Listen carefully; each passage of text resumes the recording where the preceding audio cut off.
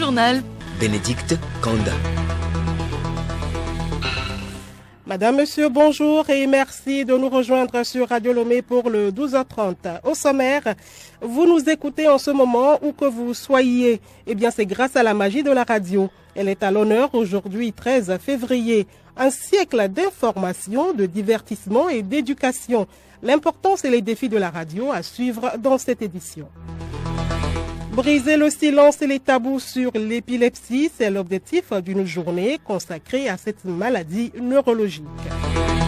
Au Sénégal, les deux anciens présidents Abdou Diouf et Abdoulaye Wade appellent à l'apaisement et au dialogue. Une délégation du Parlement de la CEDEAO est d'ailleurs dans le pays pour comprendre la situation. Et puis sport football, aplanir les divergences entre la FTF et la Ligue des Savanes. C'est l'objectif d'une réunion prévue jeudi prochain entre le ministère des Sports et les protagonistes.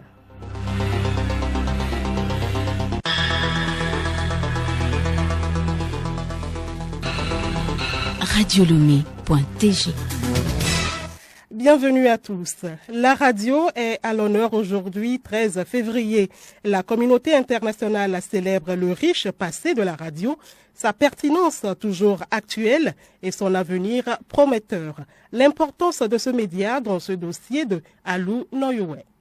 La radio aujourd'hui a franchi le cap des 100 ans. C'est une occasion de célébrer ses nombreuses vertus et sa puissance continue. Elle est un support très prisé du public et qui n'a pas son pareil pour toucher même les zones les plus reculées. La radio est aussi l'une des sources d'information les plus fiables. Cet aspect est particulièrement important, surtout à cette ère de la désinformation et des fausses nouvelles.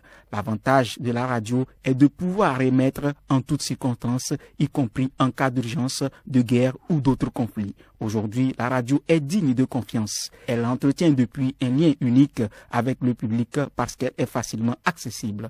En plus, elle offre un espace de dialogue qui aide le public à mieux comprendre les conflits et à garder le cap dans un environnement pourtant difficile et complexe. Elle contribue par ses émissions variées à maintenir la paix. Enfin, bien que la radio soit centenaire, il ne faut surtout pas la considérer comme dépassée et obsolète. Bien au contraire, elle est vivante et dynamique. En outre, elle ne cesse de se réinventer et de produire de nouveaux formats très appréciés du public jeune. Soyez donc branchés sur la mer des radios Radio Lomé. Merci à vous, Alou Noyowe. Vous le savez sans doute déjà, la radio est le média le plus accessible à toutes les couches socio-professionnelles. À cette occasion, l'homme de la rue donne son impression sur les différents services offerts par la radio. Ils sont au micro de Blandine Mama Nakba et Monique Odoudou. À la radio, nous arrivons à avoir des nouvelles proches de nous. Pour moi, la radiodiffusion, c'est une source d'avoir des informations dans le monde entier. Et la radio nous donne une opportunité d'être à jour du monde entier, de tout ce qui se passe. Et elle nous apprend beaucoup de choses. De nos jours, aucune personne peut se désintéresser de la radio. La radio est une bonne chose. Avec la radio, on a les informations à temps. C'est plus rapide même que la télé. On se demande, mais les gens là, comment ils font ? On s'informe avec la radio, on se divertit avec la radio, on s'éduque avec la radio. Sur la radio, il y a des émissions éducatives. Il y a même les chansons qui passent. Les chansons pour nous faire dormir, les chansons pour nous enjailler. Le truc qui m'intéresse même sur la radio, que même, mieux que la télé même, c'est quand les chansons passent. Tu ne peux même pas imaginer voir des images obscènes dans les chansons qui passent. Donc pour moi, la radio est une très bonne chose. Et justement, vous suivrez vers la fin de ce journal le Dr Amévi Dabla, ancien directeur de Radio Lomé. Il va nous parler de la place de la radio à l'ère des réseaux sociaux. C'est l'invité de la rédaction. Rendez-vous en fin du journal. Nous vous parlions depuis hier des conditions d'apprentissage d'un métier et la procédure de signature des contrats. Aujourd'hui, Hortense Djoua nous parle du déroulement de l'examen de fin d'apprentissage. L'examen de fin d'apprentissage marque le couronnement de 3 ou 4 années de formation selon la spécialité choisie. Il se déroule comme tout autre examen sous le contrôle de la direction des examens, concours et certification du ministère en charge de l'enseignement technique et de la formation professionnelle. Les conditions que les apprenants doivent remplir avec Dame Marlène, patronne d'atelier de coiffure. Le niveau à avoir pour apprendre le métier, cela dépend si l'apprenti est proactif. il peut apprendre le niveau de 3e en allant, puisque certains produits sont en anglais. Les pièces à fournir, nationalité légalisée, naissance légalisée, fiche de contrat du syndicat, la quittance de 7500 du syndicat, plus la quittance 7500 de la Chambre des métiers. Le jour de l'examen, les apprenants affrontent différentes matières conformément à leur spécialité. Dame Marlène nous en parle. Le jour de l'examen, l'apprenant amène une mannequin pour travailler sur sa tête. Après, on corrige ça. À la fin de l'examen, les candidats sont nantis du certificat de fin d'apprentissage CFA qui présente plusieurs avantages. Écoutons respectivement Steve et Dame Marlène, patron d'atelier. Comme c'est l'État qui délivre le CFA, comme c'est reconnu même dans la sous-région, il y a plus de valeur. Les avantages pour les nouveaux diplômes, tu peux payer les matériels à moitié avec la carte de la chambre. Le certificat de fin d'apprentissage est un précieux document qui permet aux apprenants de s'installer librement comme patron d'entreprise. Hortense Odioua, apprendre un métier, signer un contrat jusqu'à l'examen, c'est une question d'argent. Ce qui nous emmène à la page économique de ce mardi. Nous avons l'habitude de voir côte à côte les boutiques au même contenu, parfois aux différents prix. Les clients ont le choix selon le prix, l'accueil et la présentation du produit. Ceci entraîne une concurrence entre les commerçants. La concurrence n'est pas une mauvaise chose. Elle doit être loyale pour profiter à tous. C'est le contenu de la page économique avec Angèle Otonji. La concurrence est déloyale quand les règles ne sont pas respectées. Elle, étant une compétition, elle devient loyale lorsque les acteurs obéissent à certaines normes. Makiliwe Atekpe, directeur du commerce intérieur et de la concurrence. La concurrence est une compétition avec des règles de jeu bien établies. Et tous ceux qui abordent cette compétition doivent d'abord se respecter les règles de jeu, respecter l'arbitre et au finish, ils sortiront gagnants, ils seront exemptés des sanctions, ils éviteront les cartons rouges si je peux le dire. Le citoyen n'est pas habitué à la terminologie concurrence. Il n'est pas habitué à la dénonciation. L'opérateur économique ne connaît pas réellement ce qu'on appelle les pratiques anticoncurrentielles. Les opérateurs économiques qui ne maîtrisent pas les pratiques concurrentielles essaient tout de même de s'y adapter. Écoutons quelques-uns. On va toujours les mêmes choses. Mais au marché, nous sommes beaucoup non.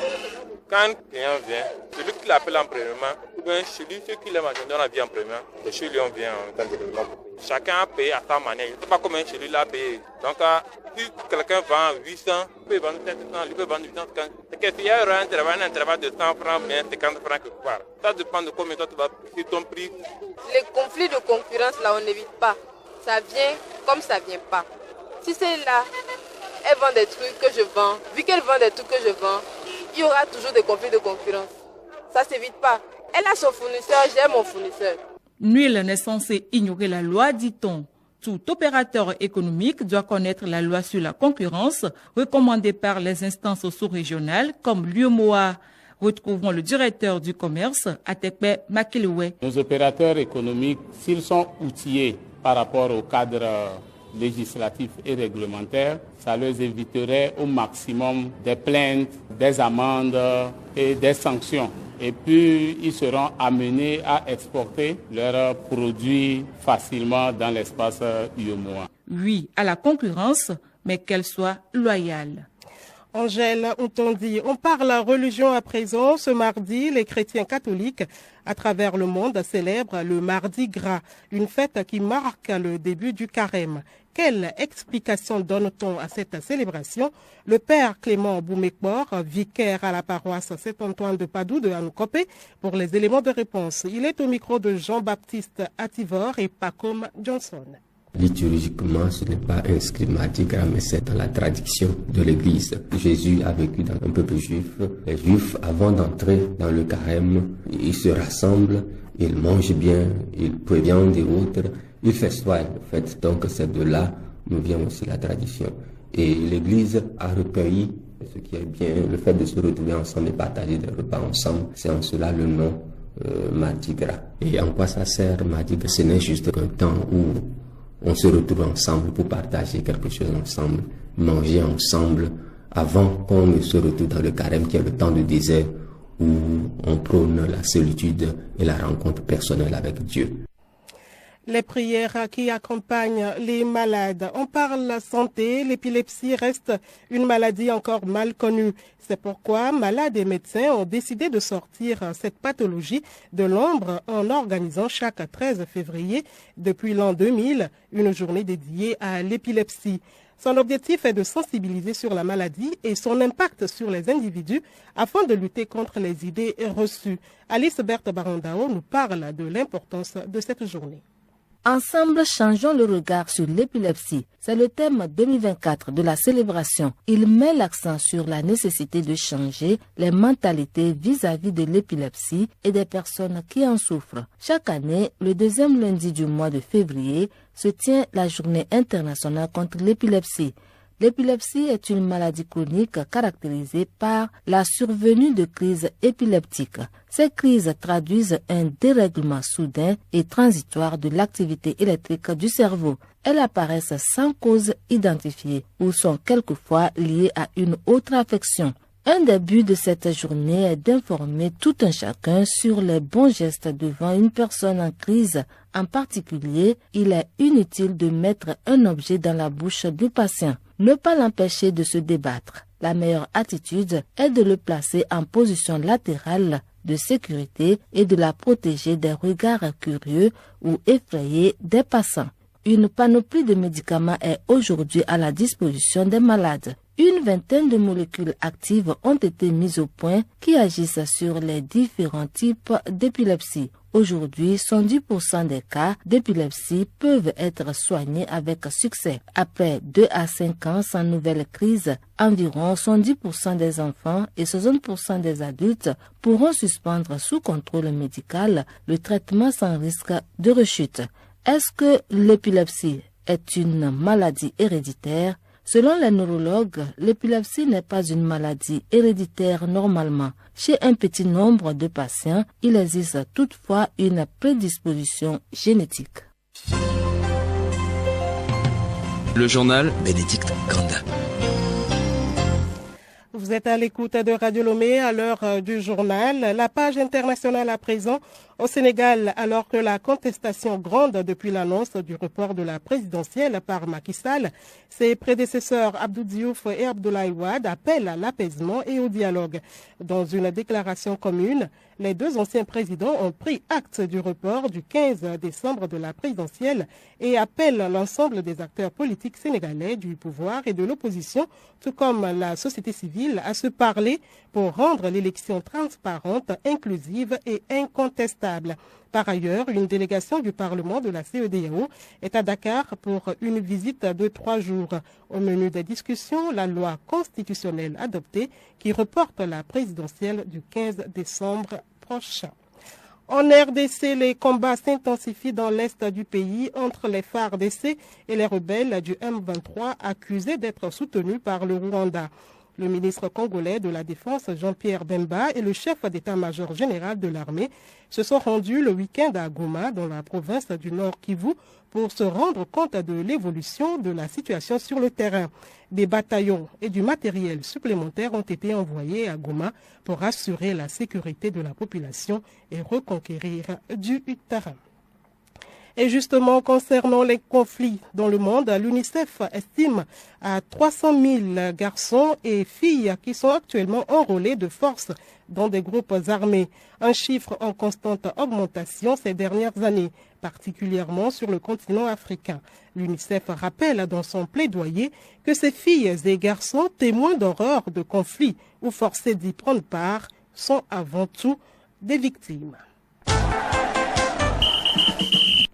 Sport, football, règlement du malentendu entre la Ligue des Savanes et la FTF. Le ministère des Sports joue sa partition. Outre la suspension temporaire des championnats, le ministère convoque les protagonistes à une réunion jeudi prochain à Lomé. Sibyl Lawson. Ce jeudi 15 février, la réunion d'échange tripartite va contribuer au règlement du bras de fer entre la fêtière du football togolais et la Ligue des Savanes. Je vous engage à prendre les dispositions idoines pour prendre part, accompagné de 2 collaborateurs, à une réunion d'échange à laquelle assisteront également les représentants de la Ligue des Savanes le jeudi 15 février 2024 à 10h dans la salle de réunion du ministère des Sports et des Loisirs, peut-on lire en substance dans un courrier du ministère. Dr Lydie Bessi-Caman a aussi ordonné la suspension temporaire des championnats de football afin de préserver le climat de paix et de cohésion sociale chèrement acquis par le gouvernement. En effet, la Ligue des Savanes se sent victime d'injustice. Amadou Noureddine, président de la Ligue de football des Savanes. Ce bureau a empiré la situation en prenant des décisions sans aucune mesure d'accompagnement et nous a laissé toujours souffrir, saigner. Et malgré tout, nous avons pu hisser une équipe en première division, mais je crois que si nous continuons sans dénoncer ces injustices, cette équipe descendra en deuxième division et continuera en troisième division, pourquoi pas en club de libre. Aujourd'hui, nous disons toute l'injustice que la FTF entretient sciemment au niveau de son équipe technique. En troisième journée, Doumba a joué contre Gomido de Palimé et Gomido a fait jouer un joueur qui était Kabier. Quand Doumbé a joué cette année contre Gomido, curieusement, ce joueur est devenu élevé avec un âge réduit. Et Doumbé a fait une évocation. Dans les tests de la FTF, c'est clair. On ne peut pas avoir de l'identité. Pourquoi on doit jouer sur certains terrains dénudés et on ne joue pas sur d'autres? Ça, c'est une injustice. Cannes 2023, les rideaux sont tombés sur la compétition dimanche dernier avec le sacre de la Côte d'Ivoire. 119 buts ont été inscrits en 52 rencontres, un record par rapport aux 102 buts de la CAN 2019. Le Sénégal, la Guinée équatoriale et l'Angola ont marqué chacun 9 buts. 163 cartons jaunes, 13 rouges ont été décernés contre 22 pénaltys sifflés pour 17 transformés. Le Burkinabé Bertrand Traoré a été le plus habile dans cet exercice avec 3 pénaltys transformés. Selon la Confédération africaine de football, la finale a été retransmise dans 173 territoires à travers le monde, un record également. Les regards sont à présent tournés vers le Maroc pour l'organisation de la CAN 2025. Pour finir, Ligue européenne des champions, retour de la compétition ce soir avec les huitièmes de finale. Les Danois de Copenhague défient les Anglais de Manchester City, Leipzig joue Real Madrid. Demain mercredi, tandis que le PSG affronte la Real Sociedad, Lazio sera à l'épreuve du Bayern Munich. Sybille Lawson, l'invité de la rédaction à présent, comme annoncé plus haut, Dr Amélie Dabla, ancien directeur de Radio Lomé, nous parle de la place de la radio à l'ère des réseaux sociaux. Il est au micro de Hervé Segbono. Monsieur le directeur Amélie Dabla, bonjour. Bonjour Hervé. Parlez-nous de l'importance de ce média dans le monde et particulièrement au Togo. La radio, c'est un média assez important à mon avis, que ce soit dans le monde ou au Togo, c'est un média assez important par rapport aux autres parce que c'est plus facile d'avoir une radio qu'un poste de télévision parce qu'avec la radio, il suffit d'acheter peut-être 1 ou 2 piles pour mettre dedans et capter la station que vous voulez et c'est plus facile. La radio ne doit pas nous manquer. Monsieur le directeur, vous êtes un formateur.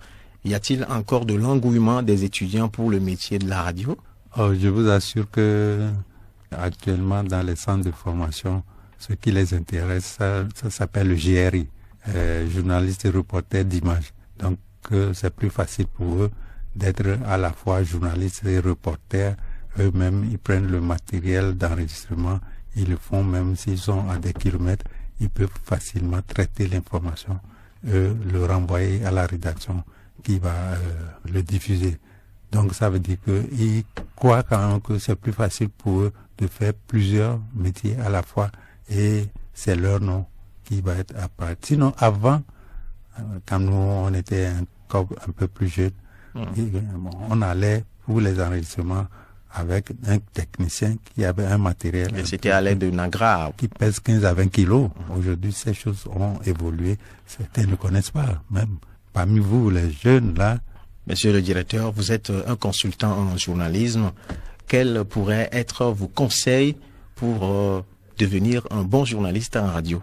Il faut respecter un certain nombre d'habiletés professionnelles. Il faut avoir la voix. Il faut que votre voix puisse porter. Il faut avoir une certaine ouverture. Il faut, afin d'établir les contacts faciles et des contacts amicaux avec des personnes inconnues, avec qui vous pouvez facilement échanger. On vous recrute pour travailler à la radio. Cela suppose que vous avez des aptitudes. Savoir faire des résumés. Rapidement, vous avez telle information, vous savez là où il faut aller. Et il faut être toujours prêt à faire plusieurs tâches. écrire, prendre du matériel d'enregistrement, enregistrer facilement. Et si on vous demande, par exemple, il y a un événement, que vous soyez toujours prêt à expliquer facilement les événements. Dire, vous êtes envoyé sur le terrain, qu'est-ce que vous avez vu? Que vous soyez vraiment prêt à expliquer tout ce que vous avez à faire sur le terrain. Sans oublier que vous devez savoir parler au micro. Vous devez être très disponible auprès de vos collègues avec qui vous pouvez échanger facilement, qu'ils puissent vous accepter et ne soyez pas trop hautain dans votre manière de travailler avec d'autres. Qu'en est-il de la documentation? Je ne vous cache pas que ce n'est pas une honte pour moi ou bien pour vous d'avoir de la documentation à lire tout le temps. Aujourd'hui, avec vos smartphones, vos téléphones portables, vous recevez régulièrement des informations. Là aussi, vous devez vous documenter, mais essayez d'aller vérifier. Maintenant, si vous est demandé de dire un mot à l'endroit des auditeurs ainsi que des responsables des radios, que leur diriez-vous? Je sais qu'aujourd'hui, nous avons autant de radios que de télé par endroit dans certains pays, et des journaux aussi. Au Togo, je crois qu'au moins pour les radios, on doit en avoir une soixantaine. Et ainsi, vous devez être pour eux, si vous êtes un auditeur, des confidents à ces différentes radios, des confidents qui doivent pouvoir partager les préoccupations de ces radios et que ces responsables de ces radios deviennent également vos confidents s'ils ont de la matière à partager avec vous. Monsieur le directeur Amévi Dabla, merci. Merci bien, Hervé, et bonne journée, bonne chance. L'information insolite pour clôturer cette édition, c'est un incident plutôt rare qui s'est produit la semaine dernière à l'aéroport international de Sao Paulo au Brésil. Un Airbus a été contraint d'atterrir en urgence après la perte d'une de ses roues. Les pilotes ont dû faire un détour après seulement quelques minutes de vol. Des véhicules d'assistance et d'urgence se sont donc positionnés sur le tarmac afin d'intervenir lors de l'atterrissage en urgence. Des passagers ainsi que l'ensemble de l'équipage n'ont pas été impactés par cet incident.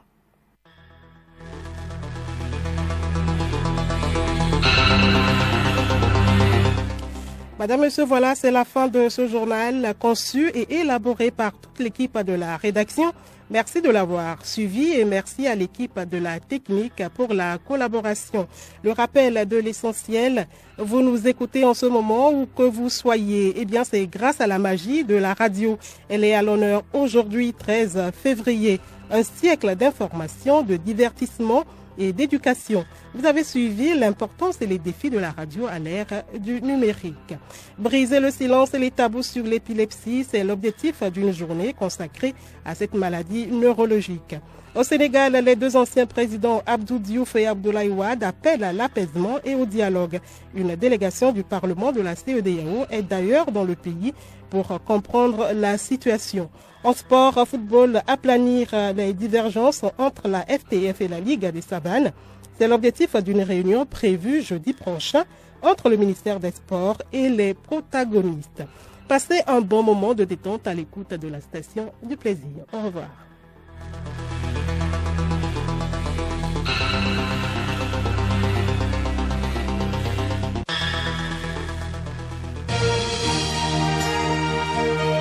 Radio Lomé, boîte postale 434, email radiolomé@radiolomé.tg. radiolomé.tg